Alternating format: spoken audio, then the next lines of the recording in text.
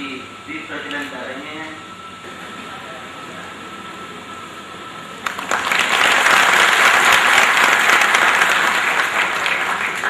Thank you sir. निवेदन करते हैं अपने प्लीज या आग्रह Patna branch chairman Shri V K Jha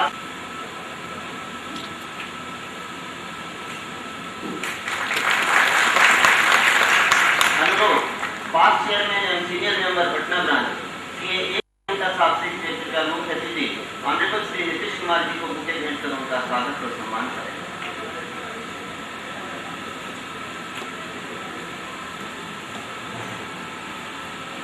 के अध्यक्ष श्री एन मनमोहन जी, भूतपूर्व अध्यक्ष श्री सुनील गोयल जी, रीजनल काउंसिल के सचिव श्री राजीव मल्होत्रा जी,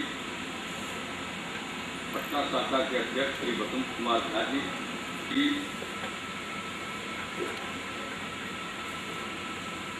यहाँ पर उपस्थित इस सम्मेलन में भाग लेने वाले सभी प्रतिनिधिगण,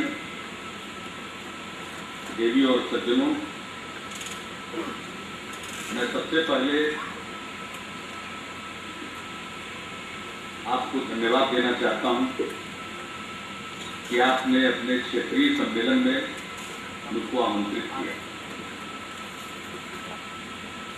और क्षेत्रीय सम्मेलन का आयोजन आपने पटना में किया है। मैं इसके लिए भी आपको धन्यवाद देना चाहता हूं और जो भी यहाँ आगत अतिथि हैं,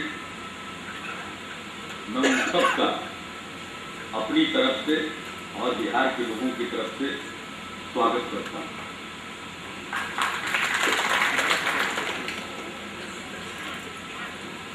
अब जो मंच के संचालक हैं लेखवानी जी,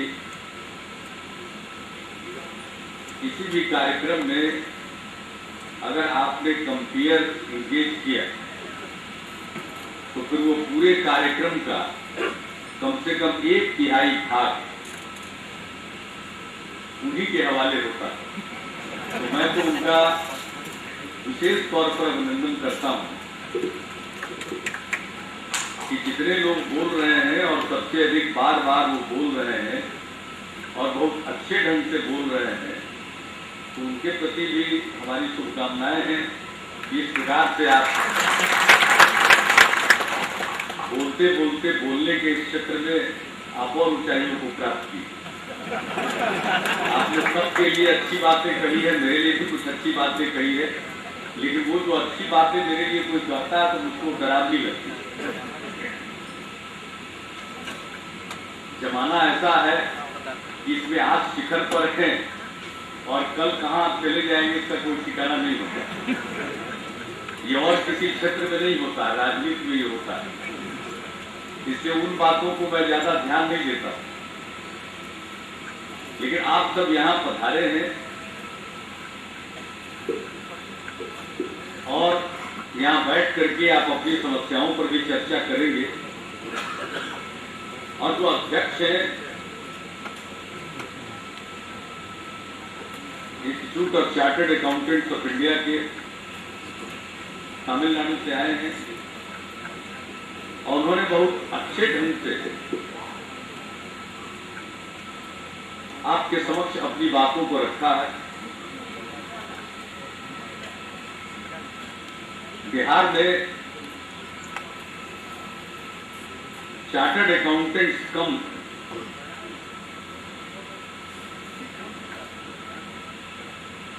लेकिन इनकी संख्या बढ़ेगी।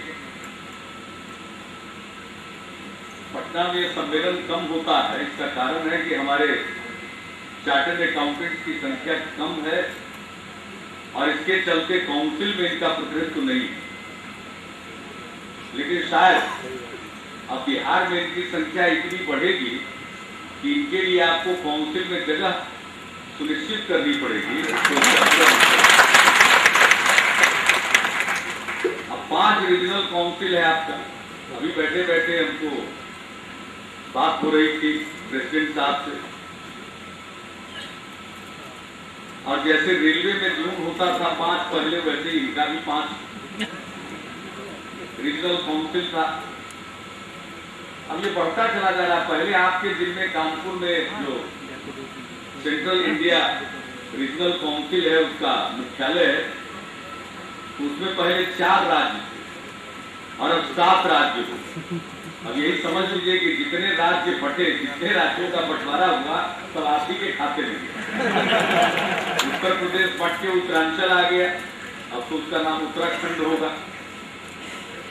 मध्य प्रदेश से बट करके छत्तीसगढ़ आ गया और बिहार से बट करके झारखंड आ गया। तो 4 के बजाय आप 7 राज्यों के काउंसिल हो गए। हम आपसे आग्रह करेंगे कि काउंसिल की संख्या बताइए। अब बिहार में इतनी संभावना है चार्टर्ड अकाउंटेंट्स की, यहां अभी पंचायतों का चुनाव हुआ, पंचायती राज इंस्टीट्यूशन, त्रिस्तरीय पंचायती राज व्यवस्था देश में है। और बिहार के पंचायतों की एक खासियत है कि बिहार इस देश का पहला राज्य है जहां पंचायत संस्थाओं में आधी सीटें महिलाओं के लिए आरक्षित की गई है। 50% वुमेन रिजर्वेशन इस देश में कहीं किसी क्षेत्र में नहीं। और हमारी सरकार ने ये कदम उठाया इतने कम समय में, और चुनाव हो भी गया। और आपको जानकर प्रसन्नता होगी कि 50% तो हमने रिजर्वेशन दिया, लेकिन महिलाएं जीत कर आई है 50% से भी ज्यादा, उससे ज्यादा जीत करके आई। और लोग भी जीत करके आए, समाज के कमजोर वर्गों के लोग जीत कर आए हैं, उनको भी आरक्षण मिला। दलितों को, आदिवासियों को, अत्यंत पिछड़े वर्गों को उनको आरक्षण मिला। और उनको जवाबदेही भी बहुत सौंपी जा रही। अब हमारे यहाँ शिक्षकों की बड़े पैमाने पर अभी बहाली हो रही है, टीचर्स। हमारे बिहार में 200 लड़कों पर एक टीचर हुआ करते, या होते ही नहीं थे। और अब हमने जो नेशनल नॉर्म्स है कि 40 स्टूडेंट्स पर एक टीचर होना चाहिए, उसको एक झटके में स्वीकार किया। और 2 लाख से ज्यादा टीचर्स का रिक्रूटमेंट चल रहा है। और ये रिक्रूटमेंट सरकार नहीं कर रही, ये रिक्रूटमेंट पंचायतों के माध्यम से कराया जा रहा है। तो पंचायतों के अधिकार बढ़ रहे हैं, उनका काम बढ़ रहा है, उनको तनख्वाह का पैसा हम देंगे। टीचर्स को जो सैलरी मिलेगी उसका पैसा राज्य सरकार उनको देगी, लेकिन वो पैसा देंगे पंचायत के लोग, पंचायत बॉडी पैसा देगी। और ये सब इंतजाम उनको देखना है। बड़े पैमाने पर स्कूलों का निर्माण हो रहा है इस देश में, कहीं नहीं। हमारे यहाँ प्राइमरी टीचर्स बनेंगे, कम से कम उसमें 6 कमरे होंगे। प्राइमरी स्कूल बनेंगे, मिडिल स्कूल बनेंगे, उसमें 10 कमरे होंगे। और ये सब निर्माण लोकल लेवल पर होगा। तो इतना काम, इसके अलावा एम्प्लॉयमेंट गारंटी प्रोग्राम, बिहार पहला राज्य है जिसके प्रत्येक जिले में एम्प्लॉयमेंट गारंटी प्रोग्राम लागू किया गया।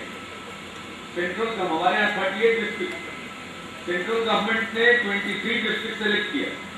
और हमने मैंने कुछ योजनाओं का जिक्र किया जो केंद्र दे रही है या हम दे रहे हैं। यानी इतने बड़े पैमाने पर स्कीम पंचायती राज संस्थाओं के माध्यम से लागू किए जा रहे हैं। तो कितना ट्रांजैक्शन होगा, अब कितना पैसा स्टेट से जाएगा, उसका ठीक अकाउंट होना चाहिए, ठीक ढंग से उसकी ऑडिटिंग होनी चाहिए, ये जरूरी है। वरना जो डिसेंट्रलाइजेशन का प्रिंसिपल है उसको झटका लग सकता है। अगर ये पैसा हम उनको देते जा रहे हैं और वो पैसे का हिसाब ठीक ढंग से न रखा जाए, पैसे का इस्तेमाल ठीक ढंग से नहीं हो, तो फिर ये जो ताकत दी जा रही है, डिसेंट्रलाइज किया जा रहा है, डिवोल्यूशन ऑफ पावर हो रहा है, इस मुहिम को धक्का लग सकता है। इसलिए हमारे लिए बहुत ज्यादा जरूरी है ठीक ढंग से अकाउंट्स रखे जाए और उसकी ऑडिटिंग हो। और सरकार के पास उतने कर्मचारी है और न उसकी ट्रेनिंग है। इसलिए वैसी स्थिति में जो चार्टर्ड अकाउंटेंट हैं, उनके लिए बिहार में काम ही काम है। आज दिख रहा होगा कि कम काम, उनके पास काम है पूरा। और सरकार में डबल एंट्री सिस्टम नहीं है सरकारी विभागों में, लेकिन इन संस्थाओं में डबल एंट्री सिस्टम लागू किया जाए। फिर लोकल बॉडी, म्युनिसिपल बॉडी, जिस प्रकार से ये गांव में पंचायत है उसी तरह से शहरों में लोकल अर्बन बॉडीज है, म्युनिसिपैलिटीज है, कॉर्पोरेशन है, उनमें भी इसी प्रकार का इंतजाम, उनको इसी तरह से अधिकार दे दिया जाए। इतना पैसा शहरों में भी खर्च कर रहे हैं, तो ये जो चारों तरफ पैसा खर्च हो रहा है लोकल सेल्फ गवर्नमेंट के माध्यम से, तो उसके लिए अकाउंट को भी दुरुस्त रखने की आवश्यकता है। और यहाँ पर बड़े पैमाने पर जब आप आए थे, आपका प्रतिनिधिमंडल मिला था कि हमारा यहाँ रीजनल कॉन्फ्रेंस होने वाला है, तो उस दिन भी हमने कहा था कि यहाँ पर गुंजाइश बहुत ज्यादा है, इसलिए हम आग्रह करेंगे। आप प्रेसिडेंट हैं, पास्ट प्रेसिडेंट गोयल साहब हैं, बैठे हुए आप लोग सब लोग निर्णय लीजिए। और आपने कहा कि बिहार के बारे में अब अच्छी छवि बन गई, पहले कुछ मामला बिगड़ा हुआ लेकिन अब सुधर रहा, पूरा देश उभरा।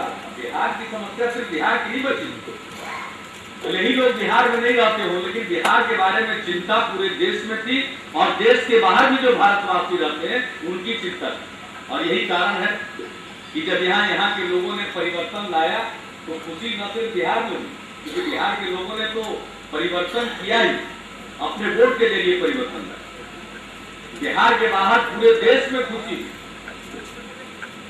तो आप जब खुशी व्यक्त कर रहे हैं तो जरा आपका भी योगदान होना चाहिए। यहाँ आपका ब्रांच है, हम तो आपको चाहेंगे कि ब्रांच कौन कहे, आप कुछ रीजन पढ़ाइए। हम जब रेल मंत्री थे तो एक झटके में हमने साफ, गाजीपुर का सबको पता है, पटना का ही एक तरह से नदी के उस पार है, मजाक उड़ा रहे थे, कहाँ नहीं गए लोग, गए अदालत में भी, और सब जगह हमारे फैसले पर मुहर लगी, और आज ऑपरेशनलाइज हो गया, और उसके चलते रेलवे की आमदनी बढ़ी। अगर रेलवे की आमदनी बढ़ रही है तो उसमें एक कारण है कि जोन का गठन किया गया, एफिशिएंसी आई उसमें। वो जो बड़ा बड़ा जोन था, फैसले नहीं होते थे रेलवे हेडक्वार्टर्स में, तो उनको टुकड़ों में किया गया। तो हम आपसे भी आग्रह करेंगे कि और एफिशिएंसी लाने के लिए, और आपने ठीक ही कहा कि हजारों में खर्च होता है और वो लाखों और करोड़ों में खेलते हैं। आपने यही तो कहा कि पढ़ाने में, चार्टर्ड अकाउंटेंट बनाने में कुछ हजार खर्च होते हैं, लेकिन अगर कोई चार्टर्ड अकाउंटेंट बन जाता है तो वो लाखों में खेलता है। पहले अकाउंट बुक पर खेलता है और उसके बाद कस्टमर उसको जो देते हैं उसमें वो खेलता है, उसकी अपनी आमदनी होती है। और आजकल तो हर जगह चार्टर्ड अकाउंटेंट की जरूरत, यानी कोई व्यवसाय के लिए और निजी काम के लिए ही नहीं, अब तो हर चीज के लिए उसका अकाउंट रखना जरूरी है। कोई संगठन हो, सरकार में भी चर्चा हो रही है, पूरे देश के स्तर पर चर्चा हो रही है, ये जो सिंगल एंट्री है उसको डबल एंट्री में बदला जाए, इस पर बात चल रही है। अब हमने एक चर्चा की आपको 25 लाख रुपए की योजना और उससे अधिक की योजना के बारे में डिसीजन होता था कैबिनेट में। हमारी सरकार बनने के बाद हम लोगों ने फैसला किया और हमने डिपार्टमेंट्स को अधिकार दिए, उनके फाइनेंशियल पावर को हमने बढ़ाया, उनको अधिकार दिया।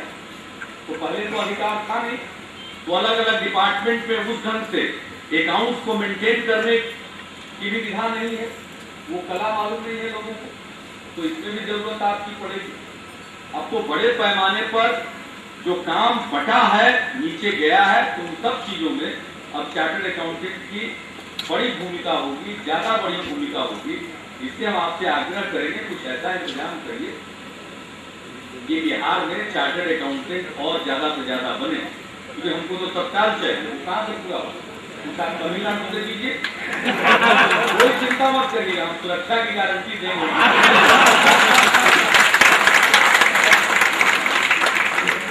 गोयल साहब को कहेंगे कुछ राजस्थान से भेज दीजिए,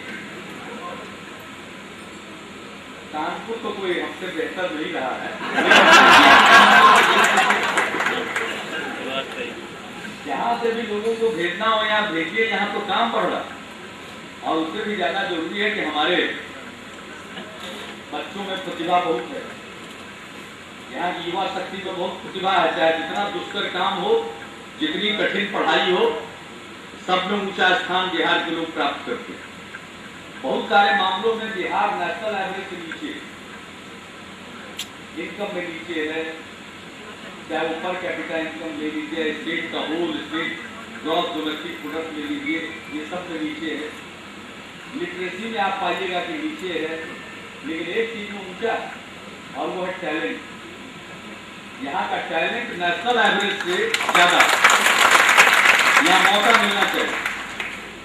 हम एक नहीं कई इंस्टीट्यूट बना रहे हैं, अब इंटरनेशनल स्टैंडर्ड के इंस्टीट्यूट आ रहे हैं। यहाँ भी लॉ यूनिवर्सिटी हमने बनाई, चाणक्य लॉ यूनिवर्सिटी तय किया, और पहला सेशन स्टार्ट भी हो, और बिहार के बाहर के लड़के भी इसमें पढ़ने के लिए चले आए, काम करना शुरू कर दिए। तो हर क्षेत्र में हम लोग कोशिश कर रहे हैं। एक अंतर्राष्ट्रीय विश्वविद्यालय स्थापित होने जा रहा है, नालंदा। नालंदा नाम ही है, देश भर में फैला हुआ, देश के बाहर भी लोग नालंदा, यानी नालंदा जो पहला सेंटर ऑफ लर्निंग था। जब यूरोप के लोग जंगलों में भटक रहे थे, तो नालंदा में प्रतिष्ठित विश्वविद्यालय था। तो उसी नालंदा में इंटरनेशनल यूनिवर्सिटी बनाने की कार्रवाई हम लोग शुरू कर रहे हैं। तो हम बड़े बड़े इंस्टीट्यूशन भी बना रहे हैं। अब वो बिहार वही बिहार नहीं रहेगा,